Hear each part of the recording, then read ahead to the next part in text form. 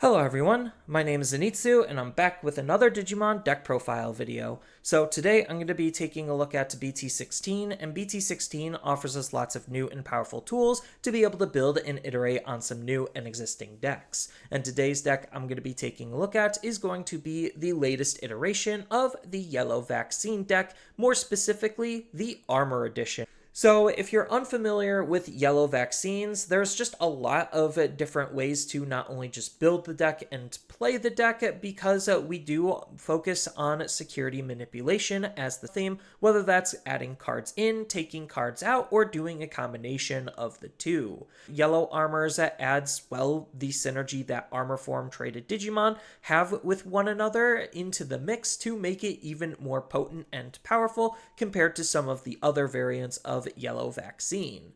So Yellow Armors, more specifically, is also one of the more efficient decks in the entire game. Most of this is thanks to just the Yellow Vaccine tempo tools like Patamon, Emissary of Hope, and TK. But those aside, we do also have a lot of very similar setup to a lot of other armor form decks, where we're going to be focusing on the level 4s, and the level 4s, more specifically for green, blue, and yellow, have the ability to just go straight up from their level 4 to their level 6, or we could even use level 5s to ace on top of them to try to put the opponent in a really bad position no matter what stage of the game we're in, just for our Digimon existing. The level 5s being ace Digimon usually would be a risk, but because the level 6 have some nice built-in protection, that helps mitigate some of that risk to make the ace Digimon even more effective. And one of the best new tools in the deck is going to be the brand new Magnamon X Antibody, and we are going to be able to utilize his ability more reliably and consistently because of the natural security manipulation that yellow has compared to the other colors that could utilize him. The biggest weakness of the deck is the fact that when you are just in your level 4 Digimon, alternative forms of removal that are non-deletion based are going to be relatively strong and effective against your level 4s. Then the deck also doesn't have a whole lot of ways to actually increase its DP outside of like 2 cards, so depending on what stage of the game you're in, you could actually be walled out if your Digimon aren't big enough and the opponent has a big enough defensive Digimon of their own, especially one that has immunity to DP reduction.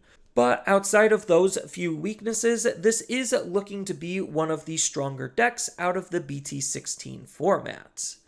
So with all that said and done, let's just dive right into the deck profile and see what we're working with. Starting off with the Digitamas, I'm going to be running 4 copies of the BT14 Tokomon just to try to have a really decent draw engine, so making sure our deck is as consistent as possible is usually for our benefit.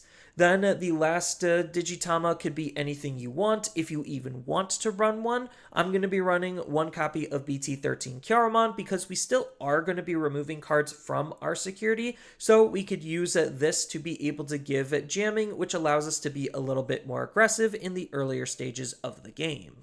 Then when it comes to the level 3s, I'm going to be running a pretty well-rounded and average level 3 lineup for virtually any Yellow Vaccine deck. So that's going to entail 4 copies of BT14 Patamon as the most important rookie in the entire deck and one of the most important cards in the entire deck, because its start of main phase ability allows us to search our security stack, digivolve into a Yellow Vaccine traded Digimon for free, then we get to shuffle our security stack, and if we use this effect to digivolve, we get to place a Yellow Vaccine traded Digimon from our hand to the bottom of our security stack to potentially use for later. Then the crazy part is the addition of his inheritable ability, where during your turn once per turn, when a card is added into your security, we get to gain 1 memory. So not only does he just allow us to be super tempo efficient because of that free evolution on his native ability, but the fact that his inheritable ability also sees this happen means that we could use his inheritable ability with his start of main ability to essentially not only just digivolve for free, but gain memory for digivolving, which is something incredibly powerful and what sets Yellow Vaccines apart from a lot of other decks. in terms of its speed potential. Then I'm going to be running 3 copies of the BT13 Kudamon. This is just the deck's generic searching or digging tool, where we get to check the top 3 for a yellow vaccine traded Digimon and a yellow tamer, and then add it into our hand, and the rest go to the bottom. Then he has a nice upside on his inheritable ability, which isn't going to be mattering too often, but it still can come up and come in handy, where it's a when attacking ability. If there's 6 or fewer cards in both players' security combined, then we get to have one of the opponent's Digimon get minus 2000 DP just for some added extra removal potential. Next, I'm going to be running 2 copies of the BT9 Pillowmon. So this is just the rookie Floodgate slot, and Pillowmon is really good because players can't play Digimon by effects, which doesn't affect us at all, but could affect the opponent. And then the last rookie of the deck is going to kind of just be whatever you feel like you want it to be, but I'm going to use 2 copies of the brand new BT16 Ukamon because he's one of the best early game openers. He's another good consistency tool, on top of the fact that, like the promo Ukamon, he also gets to turbo our raising area, so we're not losing any tempo for utilizing him.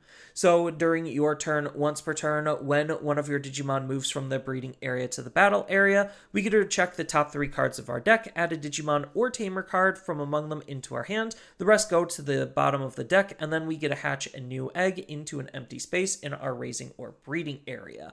And then when it comes to the level 4s, I'm going to be running an all yellow vaccine armor form lineup. So even though all of their evolution costs are going to be a little bit higher than your average level 4s, they're also supposedly stronger than your average level 4, which we can use Patamon to basically ignore their Digivolution cost, so we get to use these powerful Digimon at no actual downside. They're all going to have the Armor Purge ability, which is really good at trying to maintain a board and keep a sticky body on the field, because when these Digimon would be deleted, we basically get to de-digivolve them to prevent that deletion. Then when it comes to the actual more specifics of each of these Digimon, I'm going to be running 4 copies of the BT8 Rapidmon. So this has a nice when digivolving ability to allow us to suspend one of the opponent's Digimon for each tamer we have in play, which is really good at allowing us to actually bypass some of their possible defenses. And then up to 3 of the opponent's suspended Digimon get minus 5000 DP for the turn, acting kind of like a little bit of a board wipe towards the opponent's smaller sized bodies. Then I'm going to be running 4 copies of the Starter Deck 17 Rapidmon, which this one comes with the blocker ability, a little bit more DP, and an inheritable ability to give more DP during all turns when this Digimon is suspended by an extra 1000 DP. And his all turns ability isn't too shabby either, whether we're being offensive with this card or defensive with this card. It doesn't matter, because when this Digimon becomes suspended, one of the opponent's Digimon and all of their security Digimon get minus 4000 DP until the end of the turn for just more removal and more possible aggression, making our attacks into their security a little bit safer. Then I'm also going to be running 2 copies of Gold Vidramon. You don't technically have to run Gold Vidramon if you don't want to. I just like him because he's not that bad of a Digimon, where his when digivolving ability states that one of the opponent's Digimon gets minus 2000 DP for the turn, so it's not as strong as the others, but it can still snipe some rookies, which is really good. And if we have a blue or yellow tamer in play, or if we have a card with armor form in its traits in our trash, then one of the opponent's Digimon with 6000 DP or less can't attack or block until the end of their turn, so it just really stun locks their Digimon to further limit what they could potentially be doing. Then, when it comes to the level 5s, I'm just going to be running a handful of Ace Digimon. So, Ace Digimon all come with that hand counter Blast Digivolution ability to potentially evolve onto the opponent's turn for free, and the Aces just also come with the Overflow ability as the counterbalance to that evolution on the opponent's turn.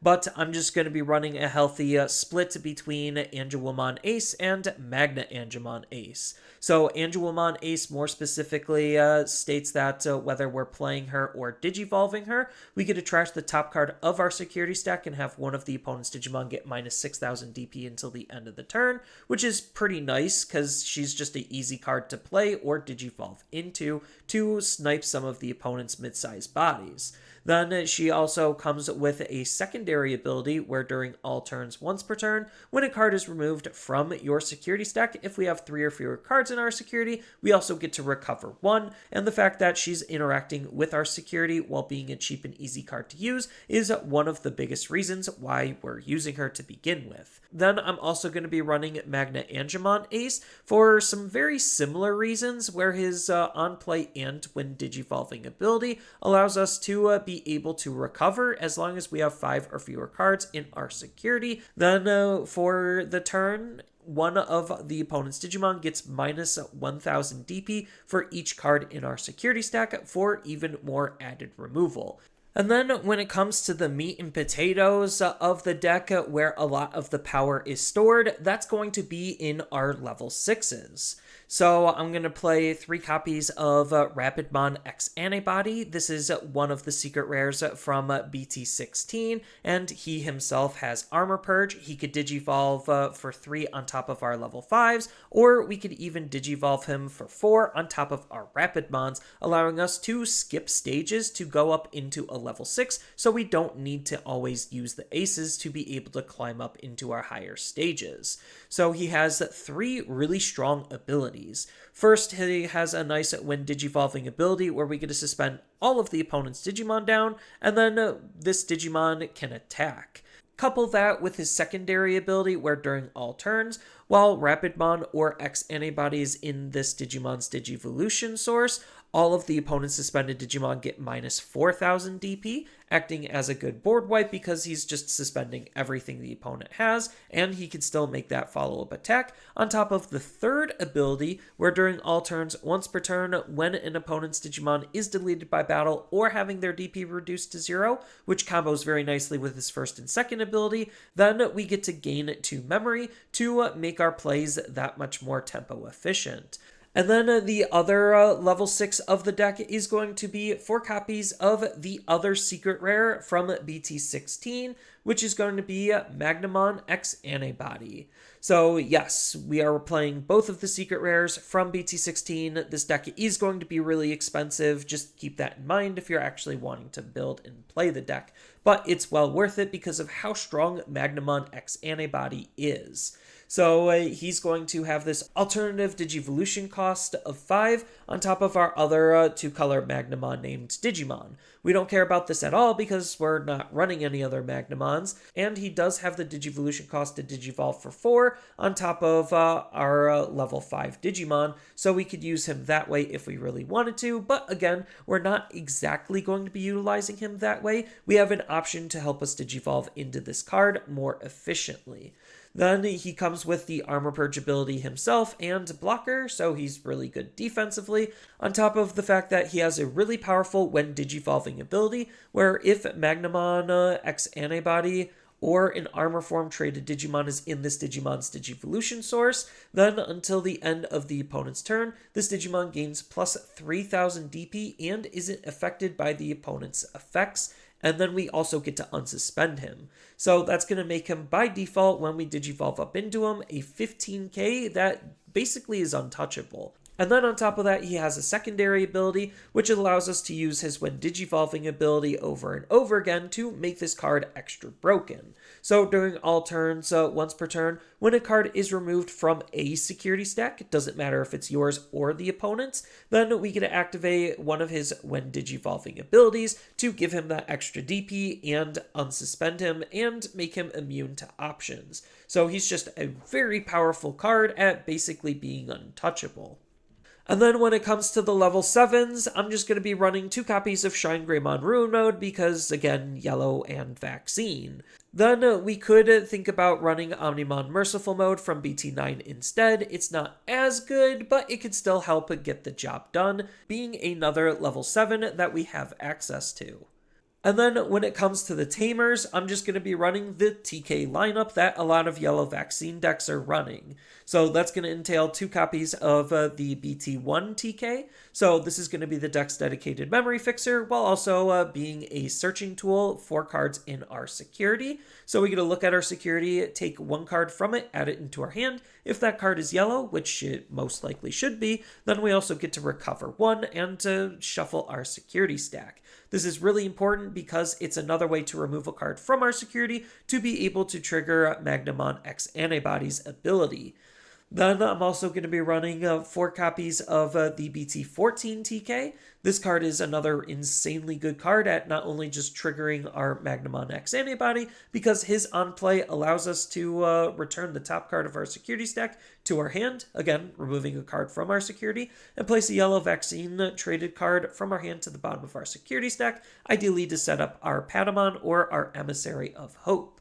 And then when a card is added to the security stack, which this card is already doing, so he does see himself do that, then we get to suspend this Tamer and gain a memory. So whether we're playing him, he's basically a 2-cost Tamer for doing so, or he's just using this ability to passively generate some extra memory, and the more TKs we have, the more memory we're going to be generating.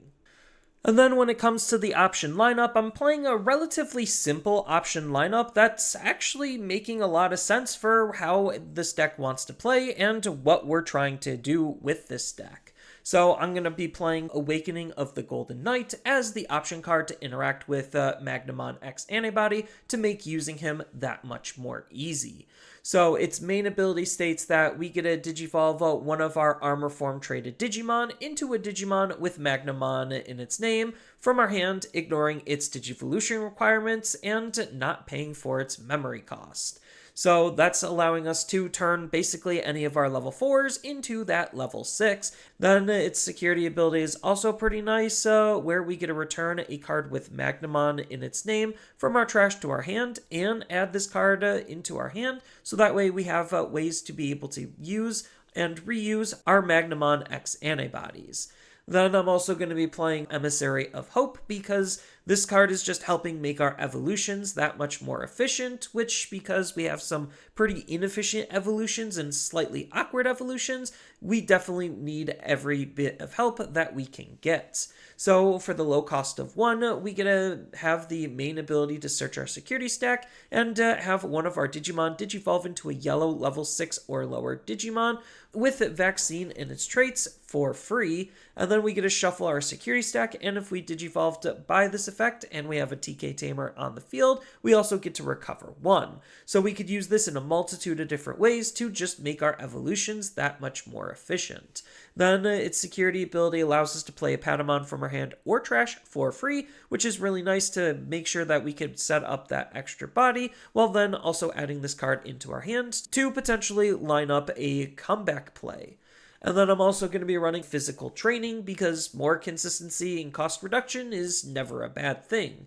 And then the last option card of the deck is going to be Heaven's Judgment as the big splashy removal card. So because we're playing lots of different colors, this card can be even more powerful because its main ability allows us to activate the following effect below. So on default, without any other colors, we're already getting minus 6,000 on one of the opponent's Digimon. And then for each color of Digimon we have on the field, we get to activate it again. So we have 4 potential different colors that we're playing in the deck, that being yellow, black, green, and blue, on top of white, so we technically have 5. So we could trigger this ability 5 to 6 times, which is a lot of DP to be reduced all at once. The security ability is still pretty nice, but it's not as powerful as its main, where it's just a flat minus 12k DP reduction. But that's pretty much it for my interpretation of the deck. I do think this is a really powerful deck just because of all of the additional ways we have to not only just to be tempo efficient, but be hyper consistent, skip stages, have protection, have good offense. This deck kind of just does a little bit of everything, and it does it very well. And the crazy thing is, there's still more customization that this deck can have depending on the different types of cards and abilities you want to play with and what cards you actually have access to tech it for the meta that you're expected to play against.